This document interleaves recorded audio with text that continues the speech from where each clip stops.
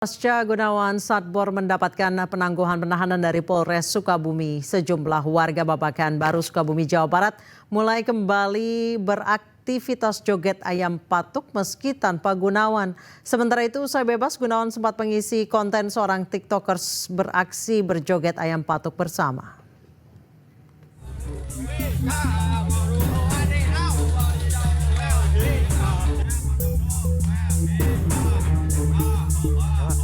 Pasca penangguhan tahanan Gunawan Satbor dikabulkan Polres Sukabumi, aktivitas warga Babakan Baru Desa Bojong Kembar, Kecamatan Cikembar, Kabupaten Sukabumi, Jawa Barat kembali ramai oleh jogetan ayam patuk khas Gunawan Satbor.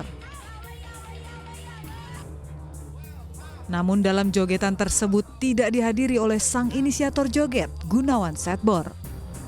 Gunawan sendiri hingga kini enggan untuk memberikan keterangan terkait pembebasan dirinya karena masih dalam masa penangguhan penahanan.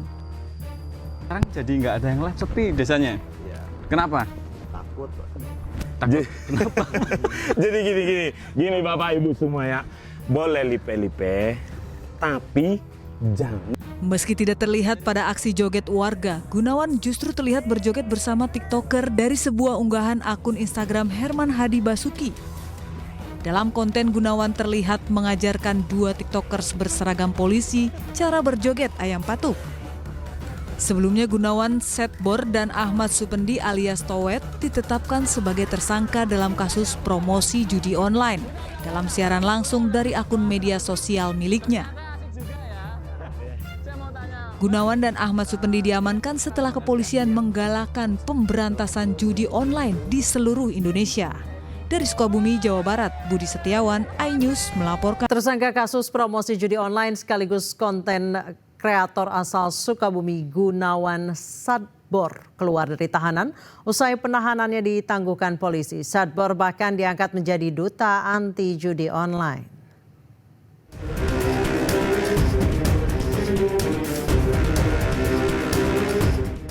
Kreator konten asal Sukabumi, Jawa Barat, sekaligus tersangka kasus promosi judi online Gunawan Satbor diangkat menjadi duta anti judi online. Hal ini disampaikan Kapolri Jenderal Listio Sigit Prabowo saat rapat dengan Komisi 3 DPR Senin siang.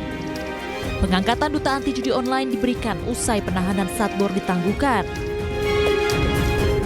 Sementara Gunawan Satbor saat ini kita tangguhkan dan kita jadikan dia duta untuk anti judi online. Ini juga mungkin juga bisa menjawab berbagai macam pertanyaan kenapa hanya ada perbedaan ataupun pembedaan perlakuan terhadap influencer. Intinya terhadap mereka yang belum paham kita sadarkan dan kemudian kita jadikan mereka duta untuk anti kampanye judi. Sebaliknya mereka juga kita manfaatkan untuk mendalami dan mengembangkan siapa orang-orang yang berada di belakang mereka. Penangguhan penahanan Gunawan Satbor diberikan sejak Jumat lalu. Penangguhan penahanan diajukan Gunawan dan keluarganya. Untuk tersangka G alias Satbor telah dilakukan penangguhan penahanan oleh Satreskrim Polres Sukabumi sejak hari Jumat tanggal 8 November 2024. Untuk penangguhan penahanan tersebut memang ini sudah diatur dalam KUHP, di mana hal ini dapat dilakukan apabila ada permohonan dari tersangka. Sedangkan dalam kasus Satbor ini, permohonan penangguhan penahanan dilakukan oleh tersangka dan keluarganya. Sebelumnya polisi menetapkan Satbor yang viral dengan aksi joget ayam patuk dan rekannya Ahmad Supendi alias Towet sebagai tersangka karena diduga mempromosikan situs judi online di akun media sosialnya. Ahmad Supendi berperan mentransmisikan akses situs judi online pada saat live TikTok. Sementara Gunawan Satbor membiarkan pemberian saweran dari situs judi online. Dalam sehari Satbor mampu meraup uang jutaan rupiah. Tim Liputan iNews melaporkan. Sosial penemuan laci penuh tumpukan uang saat Kejaksaan Agung menggeledah sebuah ruangan yang diduga milik staf khusus ex-Menkominfo Budi Aris Setiadi. Namun hal ini dibantah Kejaksaan Agung. Bahwa pas Viral di media sosial video penyidik Jampitsus Kejaksaan Agung menggeledah sebuah ruangan dan menemukan tumpukan uang tersimpan di dalam loker. Video ini dinarasikan sebagai aktivitas penggerebekan yang diduga menyasar salah satu staf khusus mantan Menkominfo yang kini menjadi Menteri Koperasi, Budi Aris Setiadi.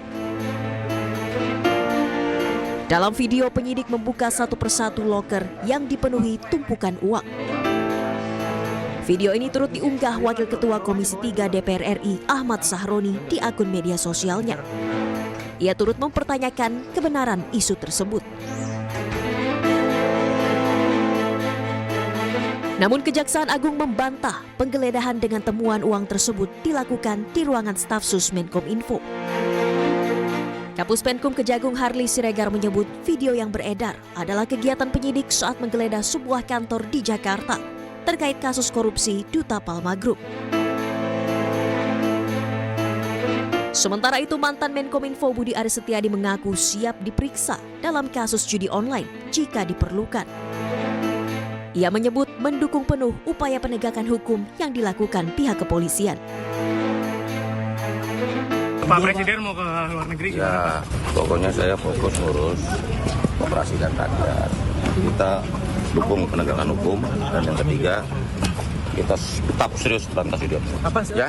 Solusinya gimana Pak? Lalu kita warga negara. Dan nanti katanya polisi mau mendalami Pak, gimana Pak? Tunggu aja dalamnya nggak apa. Kita siap deh. Siap dipanggil juga Pak? Pasti enggak. Berarti siap, pasti nggak terlibat Pak? Ya. Pak kenal nggak Pak Mas sudah pegawai Om Diki yang dipisah Pak? Ya tahu lah namanya. Siap Pak. Dalam perkembangan penanganan kasus judi online di Indonesia, nama Budi Aris Setiadi menjadi sorotan karena digadang-gadang mengetahui terkait praktik judi online yang juga menjerat pegawai Kementerian Kominfo yang pernah dipimpinnya. Dari Jakarta, tim liputan iNews melaporkan. Perempuan lanjut usia menjadi korban penipuan hingga 500 juta rupiah di kawasan Pasar Sunter Kirana, Tanjung Priok, Jakarta Utara. Pelaku yang berjumlah 4 orang menggunakan mobil bermodus bisa mengusir makhluk halus atau setan ketika korban ditakut-takuti bahwa anaknya diancam oleh makhluk halus.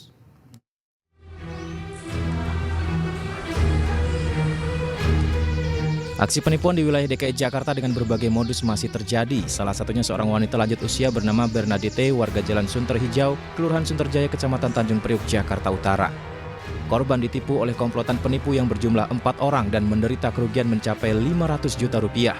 Kejadian bermula ketika korban tengah berbelanja di pasar pada hari Jumat tanggal 1 lalu, di mana korban didatangi satu orang wanita yang menghampiri menanyakan obat untuk suaminya yang tengah menderita sakit. Korban yang berniat untuk menolong kedua wanita ini akhirnya mengikuti apa kata wanita tersebut hingga akhirnya korban dimasukkan ke dalam mobil oleh 3 wanita yang merupakan komplotan tersebut. Korban telah melapor ke polisi dan hingga saat ini mengalami trauma. Ke itu kan ke Polres kan kemarin. Makanya saya nggak berani keluar, saya takut. Tapi ciri-ciri pelakunya Ibu ngenalin nggak sih Bu?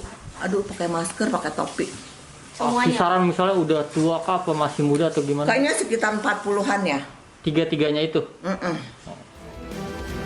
Atas kejadian ini, korban mengalami kerugian hingga 500 juta rupiah dan langsung melaporkan kasus penipuan tersebut ke Polres Metro Jakarta Utara. Dari Jakarta, tim liputan iNews melaporkan.